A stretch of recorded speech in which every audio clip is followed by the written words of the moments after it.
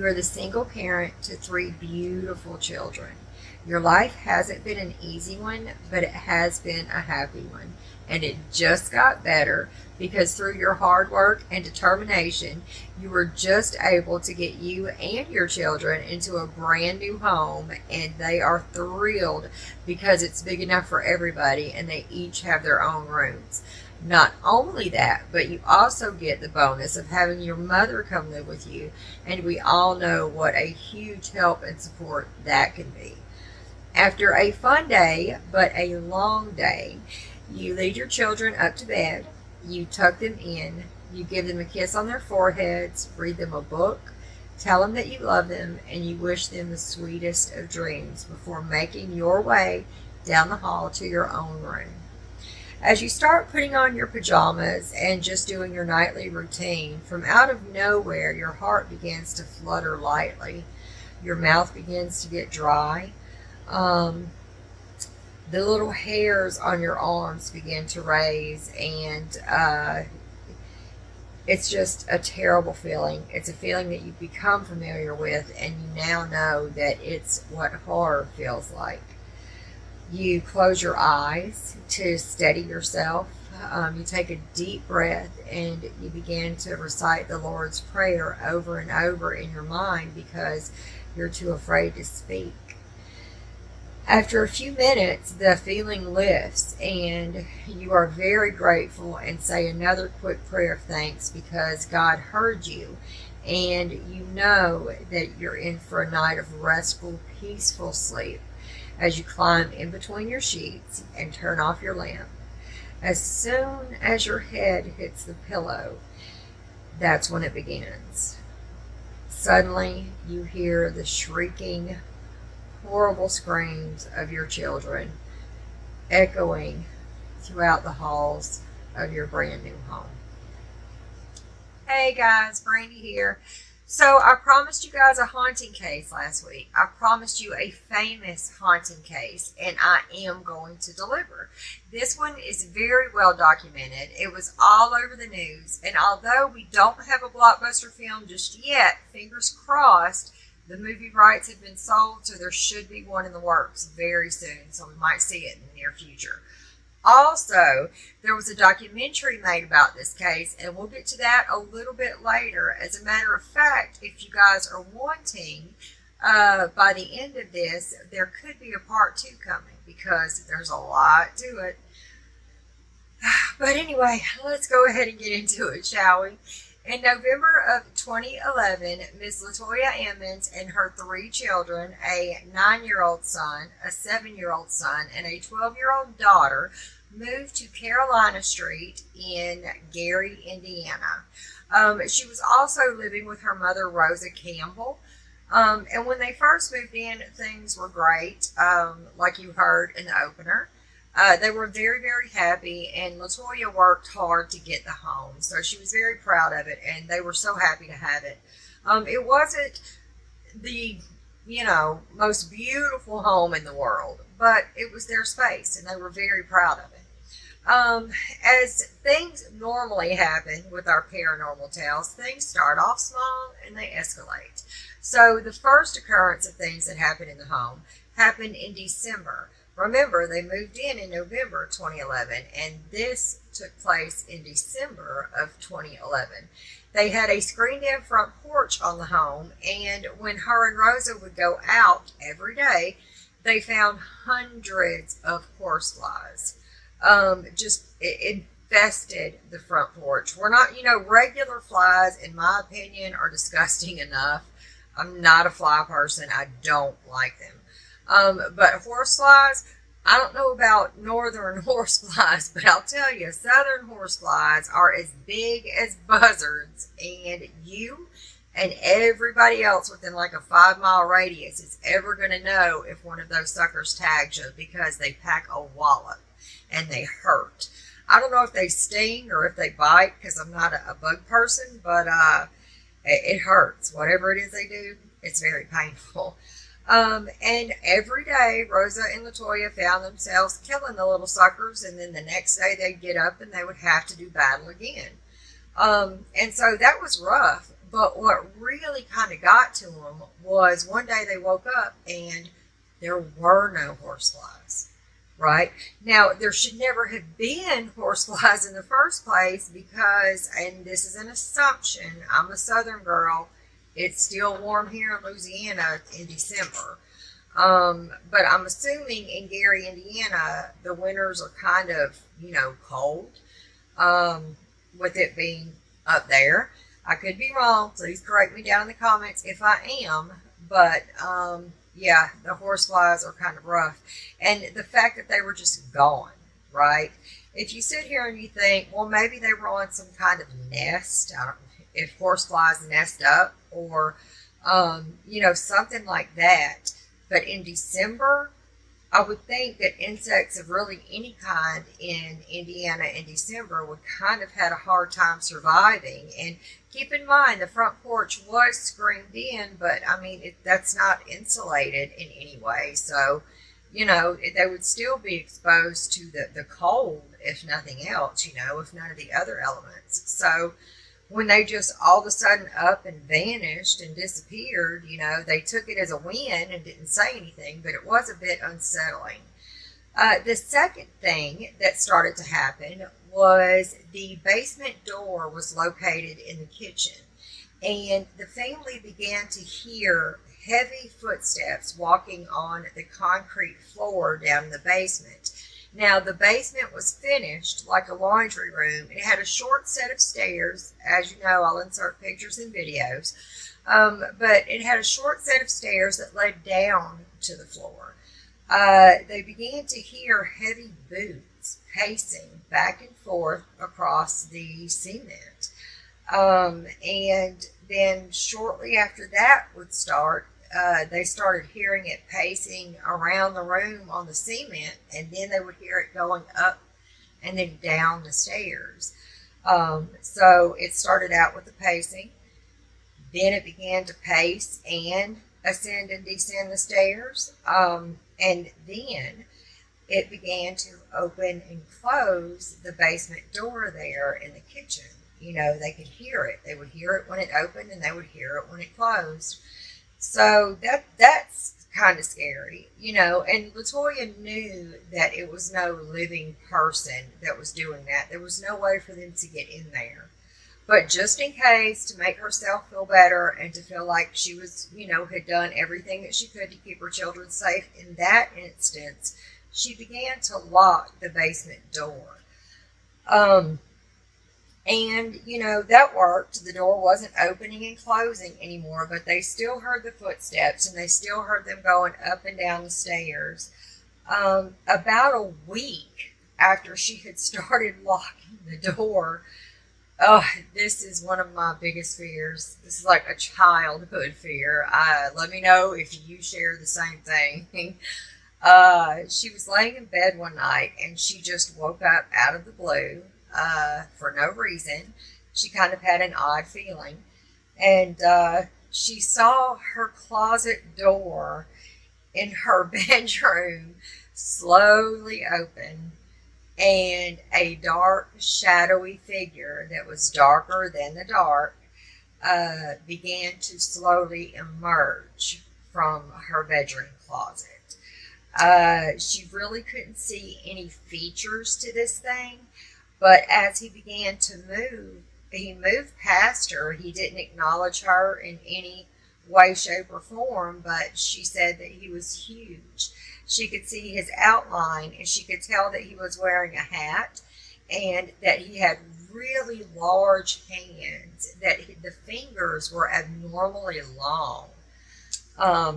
He made his way into her living room, and he just paced around the room. LaToya is definitely braver than I am, because instead of hiding under those blankets, as far as I'm concerned, if there's something like that coming out of my closet, as long as it doesn't head in the direction of my children or my mother, it can play in the living room as long as it wants to. I'm not going in there. But LaToya did. She slowly crept up, behind it and kind of closed her eyes and, was steeling herself for the worst to happen. She couldn't get to the phone, so she quickly flipped on the light switch. At the second she did that, he was gone. He didn't fade out. He didn't. Well, I guess he did disappear, but it was in the instant she turned on the light, he was just gone, like he had never been there before. When she started to examine the room and where he had been, she saw on her light-colored carpet the muddy, wet boot prints that this thing had left behind. And, so she knew she wasn't crazy. She knew that there was someone there. She just didn't know how he came to come out of her closet or where he went when she turned on the light. That's just really strange. Her weird things kind of started happening with the kids at this point too. Her youngest son would begin talking to someone that wasn't there. He would have these really long conversations in his closet with someone. And he never really did tell Latoya much about that when he was asked about it. But everybody that came to the home would eventually witness something. The first time that Latoya, thought we've got to get out of here, happened on March 10th, 2012. That's not too long after they had moved in. They moved in November of 2011. March 10th, 2012, there was someone that was related to Latoya that had recently passed away, and Latoya hosted the wake in her home.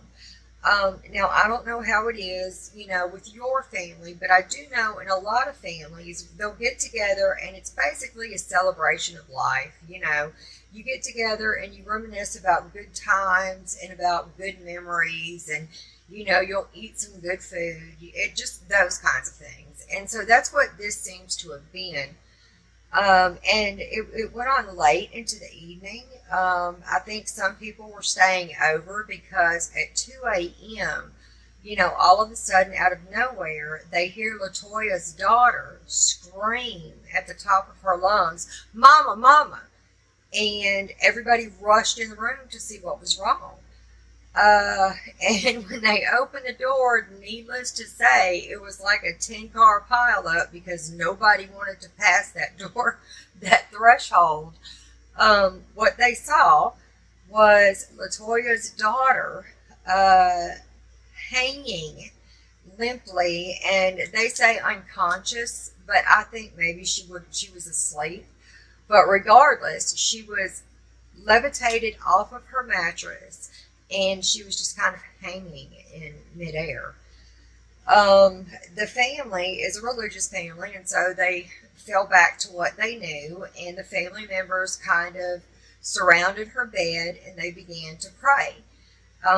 As they began to pray, the child slowly went back down to her bed. And when she woke up, she had no memory of what had happened before. She fell asleep and was picked up and hanging in midair, or anything like that.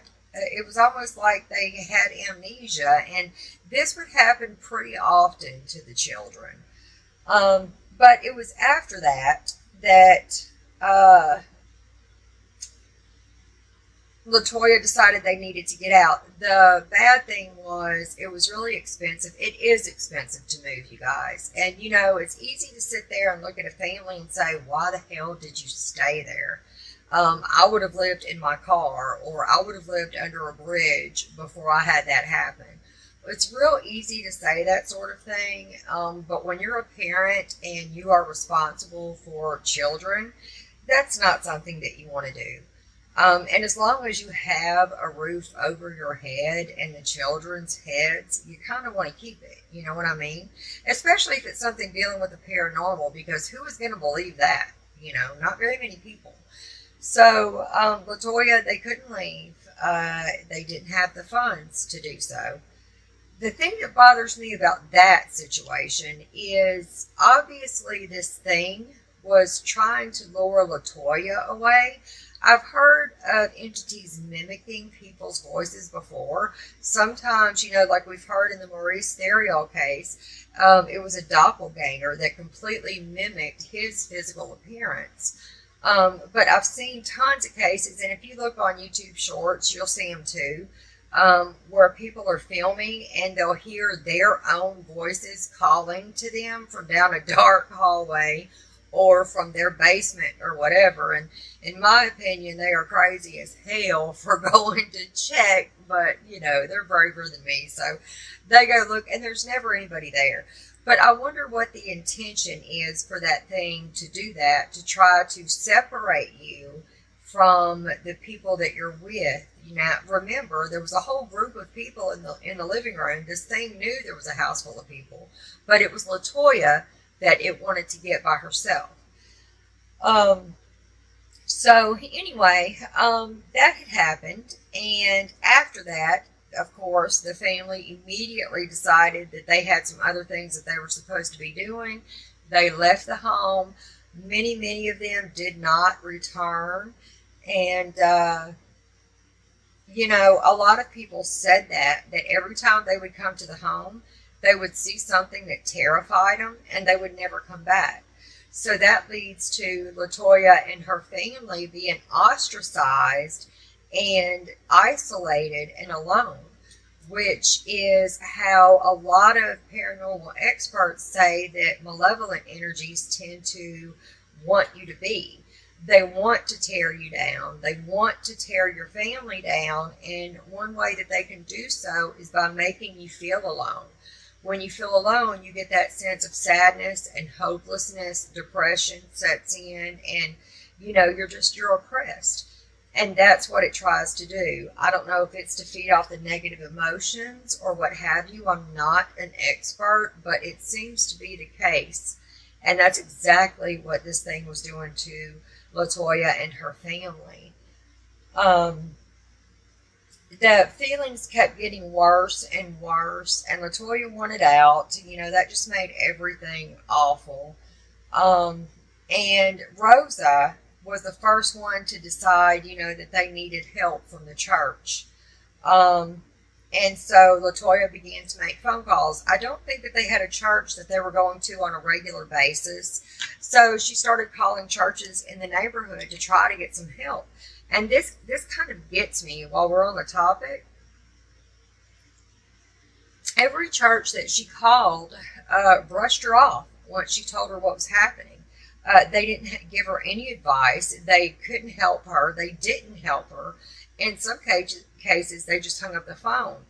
What I don't understand about this one is, and let me start by giving you my experience, and that is down here, depending on your religion, they like to teach hellfire and brimstone.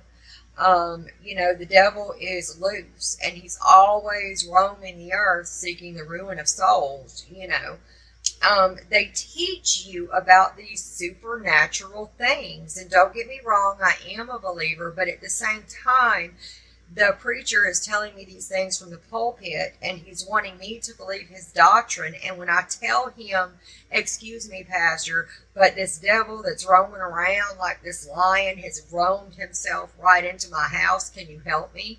They blow you off. And it's almost like, okay, so are you lying to me? You're telling me that these things are going to happen if I sin or if I do bad things. And when I come to you because something has happened, you tell me, well, I'm sorry for you, I pray about it.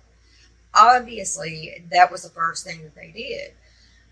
Rant over, sorry, but I don't understand that. Now, one church did offer Latoya advice. They told her to mix some bleach and ammonia and wash all of her walls with it. They also told her to anoint every door and window, all of the doorways, anoint her children with olive oil and pray over them, which she did. Sadly, there was no effect. So after she tried to seek religious help, she turned to the advice of two psychics. Um, Both of these psychics told Latoya that her house was infested with evil. One of them went so far as to tell her that her house was infested by 200 demons. Not horseflies, demons. And the only advice that they gave to her was to get out, to take her and her children and to flee, because nothing good was going to come from that place. Latoya told them that she couldn't, and they told her, okay, well, we understand, and if you can't leave, if we had to stay there, this is what we would do. And they gave Latoya some advice and some steps on how to protect herself. They told her to kind of build an altar in the basement, because that's where they were getting the most negative activity from, the worst feelings. And to put the Bible on the table open to Psalms 91, and to put white candles and little effigies of Jesus, Mary, and Joseph.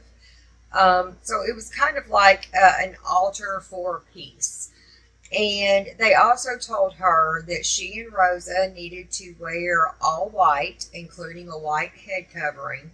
They needed to light sage and sulfur. I'd never heard sulfur before, but yes, they needed to burn sage and sulfur, and they needed to walk around the home getting that smoke into all of the nooks and crannies. And while they did so, they needed to recite the Lord's Prayer, which they did. After Latoya and Rosa did this, they had 3 days of peace, right? 3 days of peace. And so Latoya kind of thought, well, maybe things were looking up. Maybe that got the negative stuff out of the house, and she had gotten proactive, and she felt empowered. She felt good about doing that for herself. Unfortunately, it didn't stay away. It actually came back, and when it did, as these things tend to do, it came back with a vengeance. The kids began to get attacked. It would pick them up and throw them. It would throw them against walls. It was making them sick. Out of nowhere, they would just get the oddest symptoms. They would just begin to violently throw up. Horrible headaches would come out of nowhere. The kids, they couldn't sleep. They did not have a peaceful night of sleep while they were in this house from this point on. Objects were being picked up and hurled around the house, and we're talking like big furniture and stuff. And the kids, they were absolutely exhausted. They were missing a lot of school.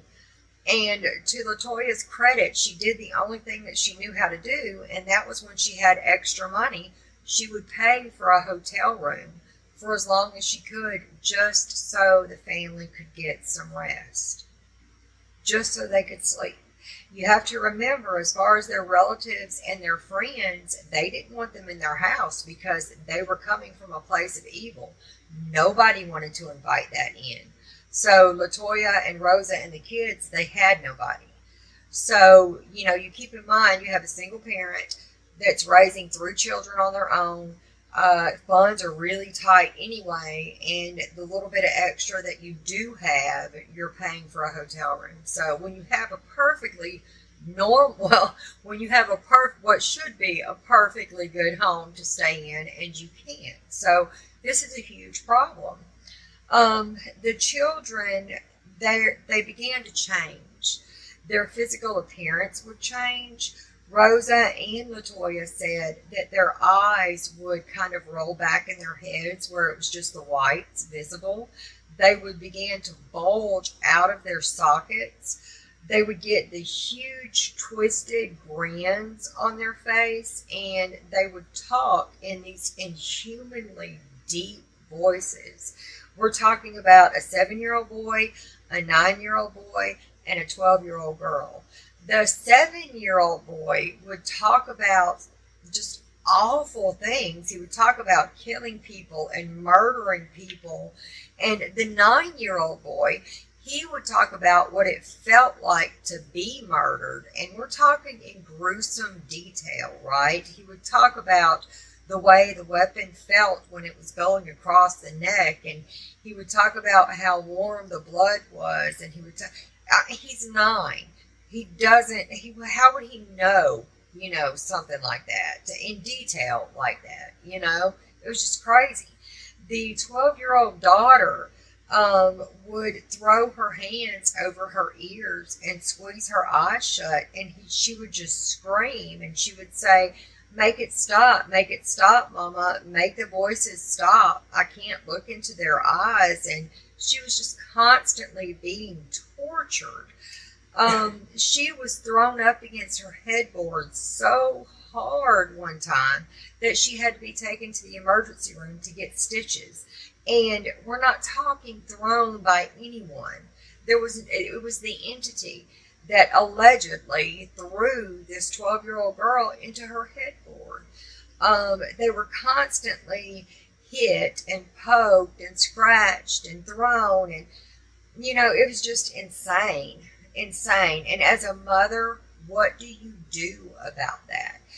After they would have these possession bouts, I would say, they would go right back to normal. And thankfully, they wouldn't remember what it was that they had said. But, say the kid is sitting in the middle of the floor coloring in a coloring book.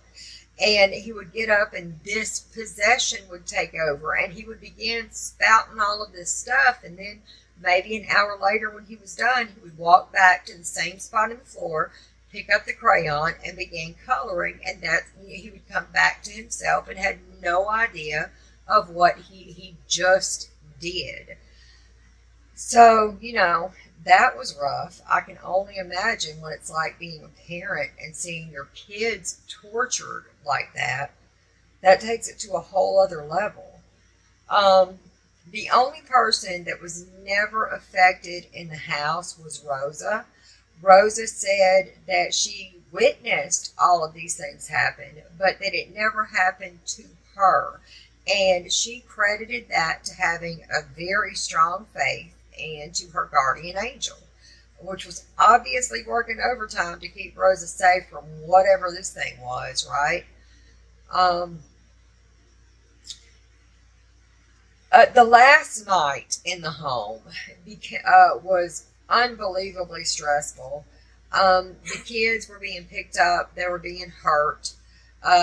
This thing was hitting them and kicking them and throwing furniture around the house.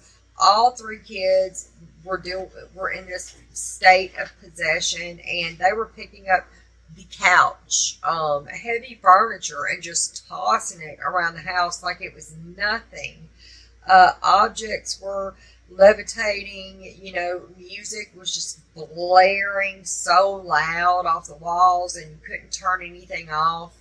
The things that were thrown with such a massive force that it was cracking walls and, knocking holes in walls and just craziness.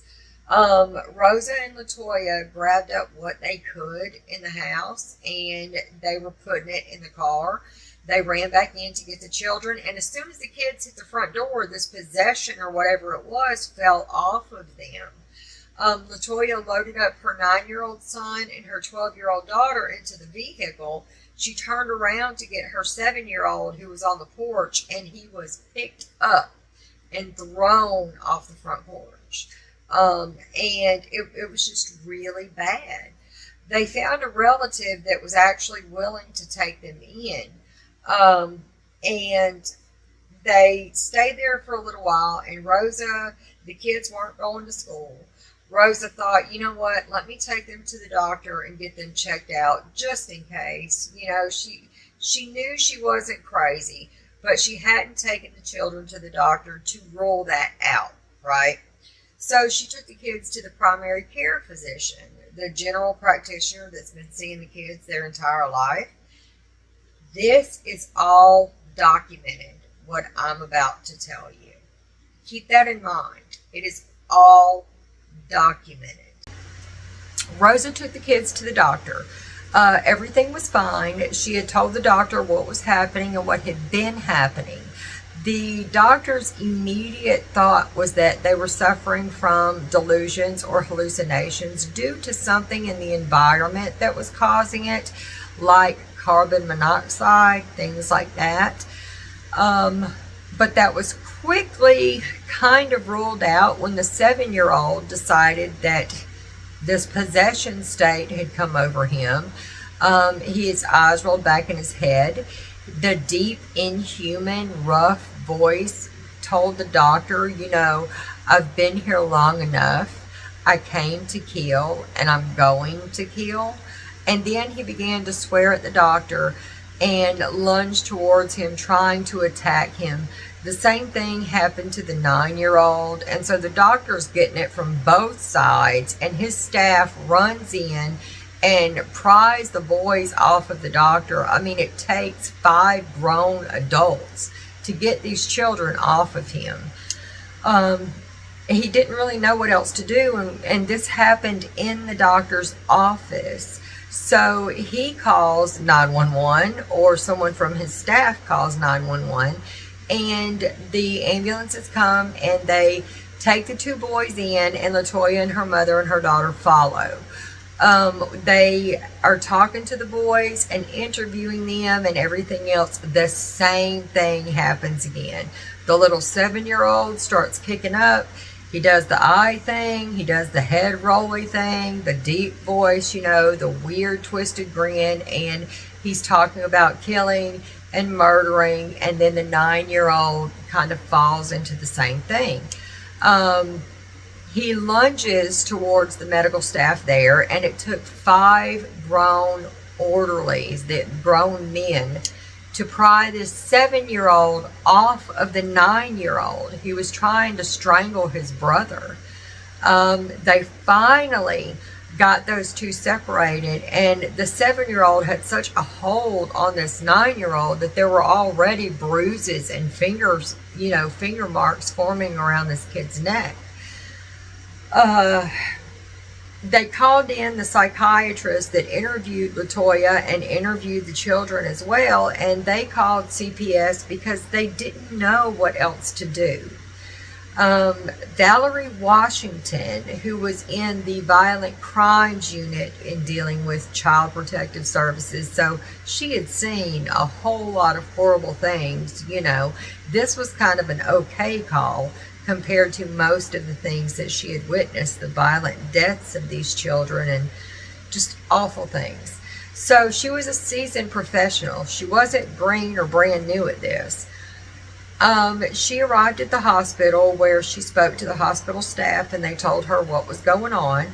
Her first suspicion was that Latoya was suffering from some form of mental illness, and it was affecting her children. She spoke to the psychiatrist that had interviewed Latoya, and the psychiatrist had said that she was absolutely sane, that there was nothing mentally wrong with her. Valerie spoke to the doctors and the nurses, and they said that the children were physically healthy. There wasn't a mark on them at the time, but they didn't know what else to do.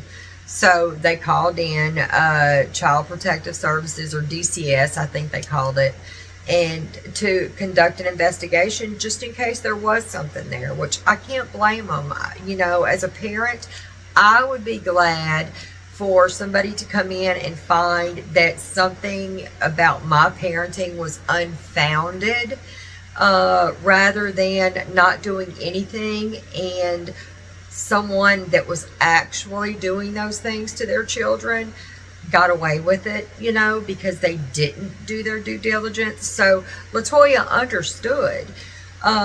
But at the same time, she had told the doctors and the nurses as soon as they got to the hospital what the problem was.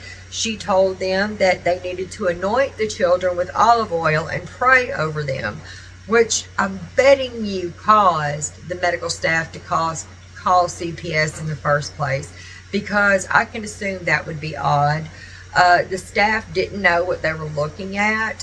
When you're rushed to an emergency room via ambulance, they're going to triage first, right? Which means they're going to assess you and see what the most important issue was. So I think once they figured out that it wasn't an immediate concern with the kids, that maybe she was right and they could have done that to calm down the situation. But at the time, they didn't really know what to do. Valerie began to ask the boys questions, and they really didn't give her very many answers. They kicked off again, like I told you, another one of these things. It was just constant when they got to the hospital. It was constant violence, constant spewing horrible things. They were trying to attack everybody. Valerie, once things got calmed down then, she decided to take a break and regroup, and she came back a few hours later with a different game plan. She separated the two boys from LaToya and took them to a private room. In the room were the two boys, Valerie Washington, Rosa Campbell, the grandmother, a psychologist, and a nurse. When Valerie started, oh, this is creepy, y'all. When Valerie started interviewing the boys, his eyes, the 7-year-old, his eyes rolled back into his head. All you could see were the whites of his eyes. The deep bass, inhuman voice started coming out of his mouth. And he asked his brother, "Are you ready?" Because they were going to kill everybody in the room. He then bent over and lowered his head. Instead of hurting his brother, he charged at Rosa, his grandmother, and was driving his head into her stomach over and over and over with a large force. Rosa said it was like being hit by a freight train, and she didn't know how she stayed on her feet. It must be thanks to this guardian angel. But Rosa, she's a grandmama. She takes him by the hand and she looks him in his face and she tells him, "You are not my grandson. You are a demon." And she begins to pray. As she starts praying, the boy backs up with the unholy grin on his face, and he backs up towards the wall. Once his back is against the wall and Rosa is still holding his hand. Keep in mind, Valerie Washington, a psychologist and a nurse, as well as the other child and Valerie, the CPS worker, they're all in the room. They all witnessed this. This kid is backed up against the wall, and he doesn't stop. He continues to walk up the wall, right, and across the ceiling, right, and then he does a backflip and lands lightly on the pads of his feet in front of Rosa, where he just gives out an ungodly laugh at the situation. They really didn't know what to do. And I think it was at this time he just fell unconscious. I know that Valerie was the first one to run out of the room and get a doctor, and everybody else fled because they were scared. The boy kind of crumbled to the floor, and the doctor came in and began to ask him some questions like, "Hey, buddy, that was a neat trick. I heard you did a neat trick. Can you do it again for me?" And the little boy was like, "Are you on drugs? I can't walk up walls. You're the doctor. You know I can't walk up walls." He had no memory of what had just happened. So with that, oh gosh, could you imagine? Could you imagine that? Could you imagine being the psychologist in the room? Which, I don't know. I'm going to assume that he was probably the most logical person in the room. I couldn't imagine being a person of, the scientific field, if you will, and seeing something like that. That's just, oh gosh, that gives me chills. I've got to sleep tonight, right? So anyway, the hospital ended up admitting the 7-year-old into the hospital. Rosa took the other 2 children to a relative's house because there was no way they were going back into that other one. And LaToya stayed at the hospital with her son. Now, the sad thing about all that is the next day was this child's 8th birthday. And he's in the hospital because of something paranormal. Rosa gets him a little cake, and they have a little bit of ice cream. You know, Rosa brings the other 2 kids back, and it was at this time that Ms. Washington walks in and informs LaToya that they are indeed taking her children, because Valerie wrote in her report that she felt like the children were acting out because of their mother's religion. She was being a zealot, and the children were performing for her. Even after seeing what she saw, even after seeing this kid walk up a wall across the ceiling and do a freaking backflip, she's going to write in her report that the mother is emotionally neglecting and abusing these children. I don't know how I feel about that. You know, at first glance, you know, my first reaction is to be upset with it. But who knows, because LaToya was never tested for anything mentally. The psychologist just interviewed her. It's not like he actually sat down to test her. So, who's to say, you know, maybe there was something there. We'll get to that. They took the children. If I'm not mistaken, the 7-year-old was placed in a mental facility. The 2 other children were placed in an emergency child placement program. They went to, you know, I guess it was foster care, although they called it the children's home. And LaToya didn't know what to do. You know, they after all of this stuff, after everything that had been happening, now after her trying her best to save her children, they took her children. People came in her point of view, took her children for no reason. So I think that she was kind of in the pits of despair, and then help comes from out of nowhere. LaToya gets a call from a Father Michael Maginot, we're going to call him Father Mike, who had been alerted by the hospital chaplain that he thought that there was a case of possession and a family was in serious need of help. The chaplain, of course, had been told by the medical staff that had seen this child walking up this wall. So Father Mike came over and he talked to LaToya for a little while. And after talking to her, he kind of got, you know, you would think that a priest, and I don't know why, but you would think that a priest would be able to kind of sense this sort of thing. He did interview LaToya and the kids. He visited the house and said that he felt a sense of evil. On his first visit to the house, it was actually LaToya that went with him then. The bathroom light switch was turning off and on in the bathroom while they were trying to talk. Father Mike went in to investigate and see what was going on, and the switch was in working order, but it kept doing it. The blinds in the kitchen kept moving on their own, even though there was no AC and no draft. There was nothing natural that would be able to explain the blinds moving in the way that they did. LaToya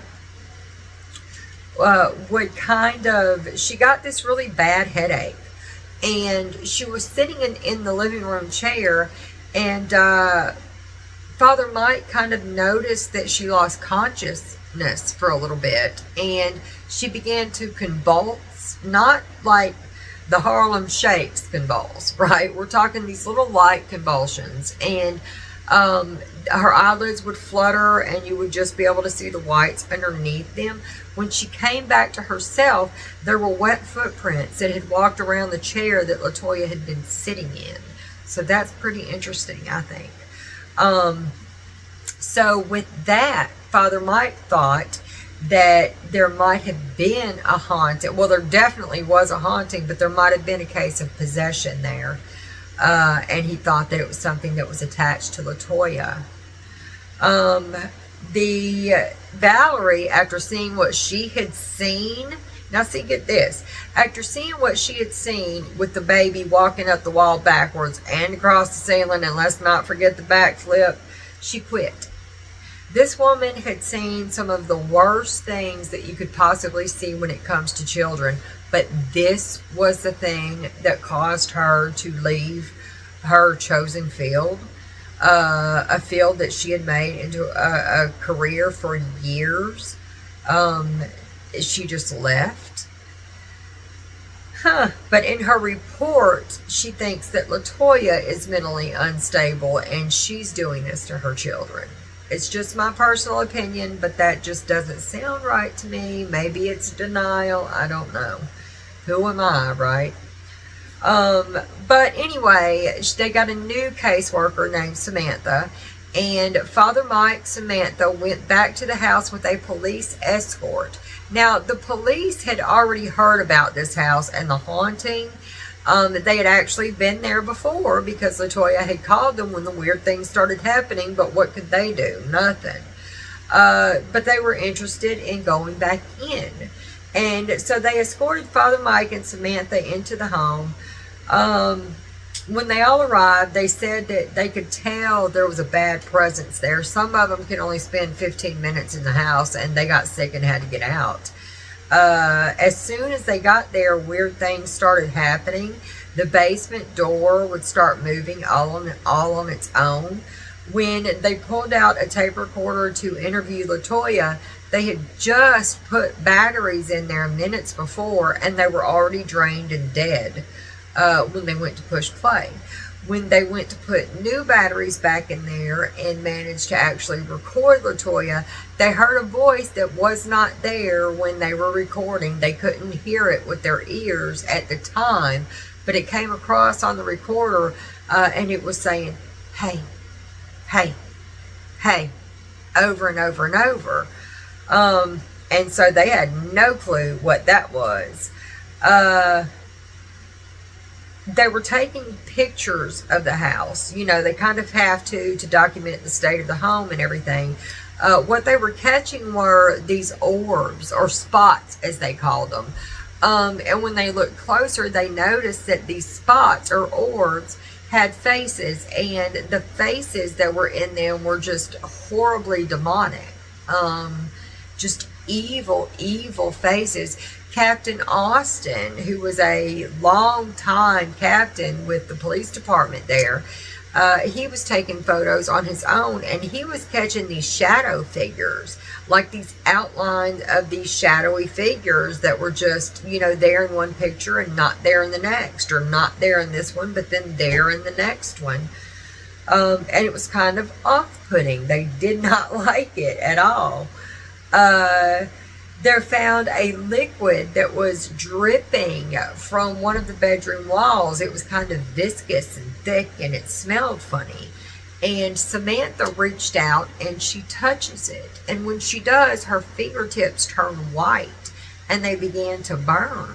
And it stayed that way for a while afterwards. And then she had a really bad panic attack and she had to get out of the home.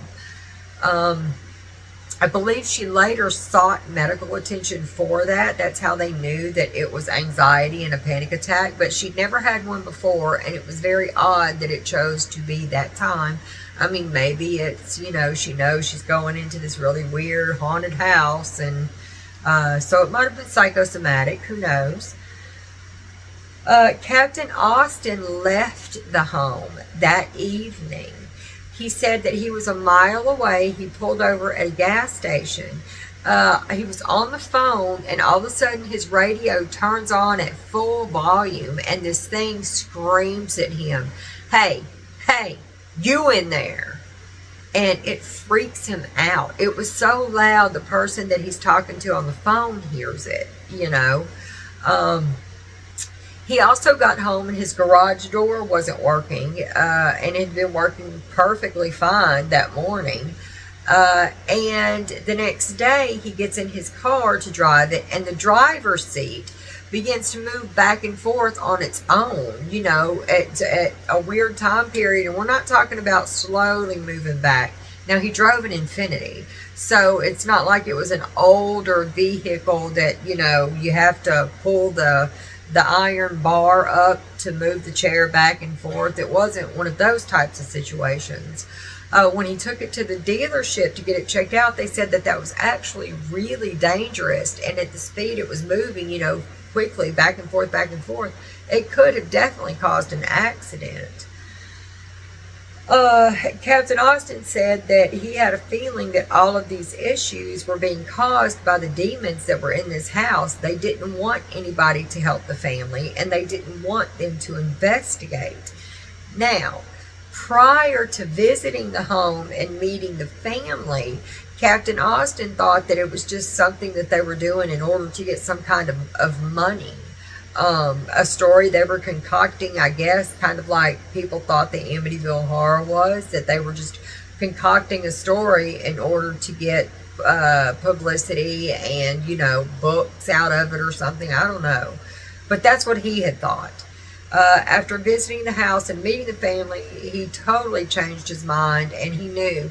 He said that the house was absolutely a portal to hell, and he refused to go in there after dark. To make a long story short, I would not be my due diligence if I didn't include this part.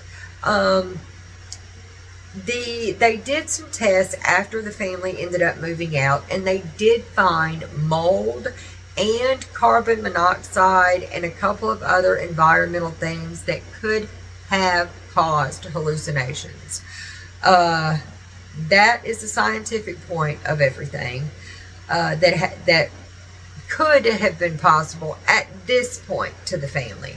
We're going to get into the Ghost Adventures things in part 2, guys, because I'm on a roll, and you have to hear the things that happen in this. So we're going to be posting that, I don't know, probably Tuesday, maybe Wednesday this coming week. But Father Mike, we're going to look at it from the religious end. Father Mike spoke to his bishop about doing an exorcism. Now, Father Mike wasn't an exorcist by any way, shape, or form, but his bishop refused to give him permission the first time that it was requested. This particular bishop had never given permission for a formal exorcism in this diocese before, ever. So Father Mike consults another priest, and this other priest tells him, you know, there is a minor rite of exorcism that you can do that doesn't require the blessing of the bishop or the permission of the bishop. And so Father Mike says that he YouTubed it. He YouTubed the ritual, and he went to the home and he performed it. He called it an intense blessing, where he prayed over the home and he prayed over LaToya. This did not help anything. So he tells LaToya, you know what, maybe it's because we need the names of these demons. So LaToya and her friend get together and they get on the internet and start trying to find out what demons with what names kind of fit what they were experiencing, because apparently every demon has a rank and a specialty, a special certain way they like to torture humans. So they were looking for the names of those. After the second blessing didn't work and LaToya was just getting sick, she kept getting sicker and sicker, the bishop finally gave Father Mike permission for a formal rite of exorcism, which he did not know how to do because Father Mike is not an exorcist. So what does he do? He goes to YouTube again and he watches 3 videos and does a little bit more research, and once he's satisfied that he knows what he's doing, he goes to LaToya and there is a series of 3 more exorcisms. The first 2 didn't take, and the first 2 were so hard on Latoya. She was just in and out of consciousness because it was so painful for her. She said that she felt like something was just clinging to her from the inside, and it was just ripping and clawing at her, you know, almost trying to shred her to pieces from the inside out. And eventually during the exorcism, she lost consciousness and said that she thought those were the demons doing that, so the exorcism would be less effective. So after each exorcism, Father Mike would kind of give her a break so she could heal and recover because it was hard. He happened to be out of town, and Latoya was having these awful night terrors. She calls to inform him, and he's like, okay, I've got you. I left instructions with my assistant on what to do here, so we're cool. He had told his assistant that if Latoya called for anything, that he had written down the name of a demon and put it in an envelope, and he had surrounded it by blessed salt. If anything should happen before he got back, his assistant was instructed to pray over this envelope, burn it in the church bonfire, and then bury the ashes on consecrated ground, which she did when she found out Latoya was having these nightmares, and the nightmares ceased. Right?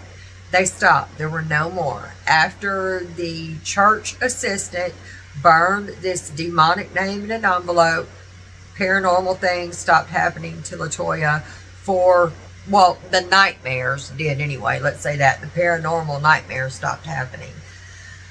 Father Mike then performed the 3rd exorcism. Now, this one he did in Latin, which makes the ritual more powerful. And it was, you know, she wasn't violent. As a matter of fact, all he did was said prayers over her and put the crucifix to her forehead. She had a few small convulsions, and that was it. All of a sudden, she was delivered. There was no big trumpet. There was no big sign. There was no little sign that Latoya was free. But she was freed from this demon's grasp. They left her. And there was no more illness. From that second on, they said that Latoya and her family never experienced another paranormal occurrence from that point on. It took 6 months, but Latoya finally got the children back. They had a lot of intense psychological work that they had to do that, you know, she missed her kids. She was more than willing to do whatever it was that she had to do to get them back on her end. And they lived happily ever after in this one, you guys. As a matter of fact, they had a new caseworker. And in 2013 was the final visit from CPS to the Ammons family. And she even wrote down that there had been no more paranormal happenings to the family. Now, there are over 800 pages of official documents from DCS, from caseworkers, doctors, nurses, the psychologists, the psychiatrists, the orderlies, the janitors. There are reports and interviews that the police gave that are all officially filed in this case. 800 pages about the kid walking up the wall and every other paranormal thing that they experienced. They reported it. They wrote it down in their reports, and they made it formal. They made it official. This is where the newspapers picked up on it, because Latoya released all of that information, her medical information, all of the documentation she got from all of these professionals, to the Indianapolis Star. even her medical records. And the only thing that she asked was that they keep her children's names anonymous. And you have to keep in mind, these records are all saying that Latoya is neglecting her children. But at the same time, they have all of these occurrences that they've witnessed with their own two eyes about these goings on that are happening in her house. So how can it be both? You know, how can she be mentally ill and then they've seen these things with their own eyes, and it wasn't just in the house, so it couldn't have been mold or carbon monoxide. These are things that happen at the hospital and at the doctor's office. So, you know, it's just, that's really odd. Anyway, the newspapers picked up on it, and someone by the name of Zach Baggins decided that he wanted to conduct an investigation into this phenomenon, this particular haunting, because he was interested. He tried to contact the family, but they would have none of it, the Ammons family themselves. Zach ends up purchasing the home for, I believe it was $30,000, and he is dead set on having his own investigation, which he does, and he documents, and he films it and turns it into a documentary film. And there are so many things that happened that he caught on camera, you guys. I'm going to save that for part 2, just because there is so much.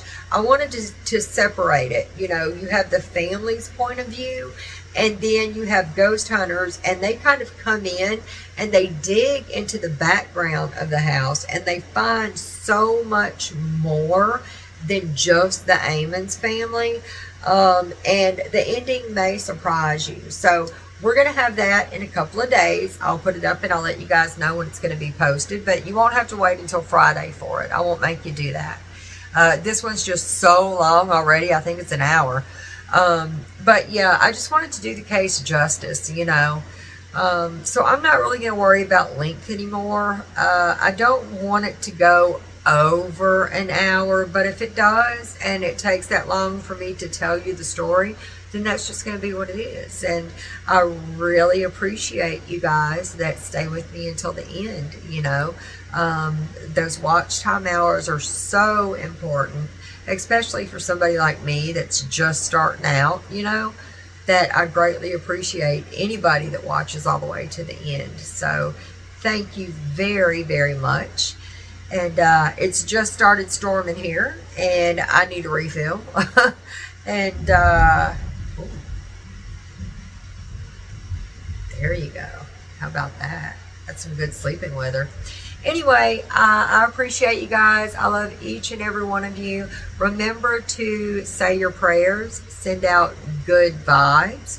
Like and subscribe, if you will, please. And always try to stay in the light. And I will talk to you guys later. Bye, y'all.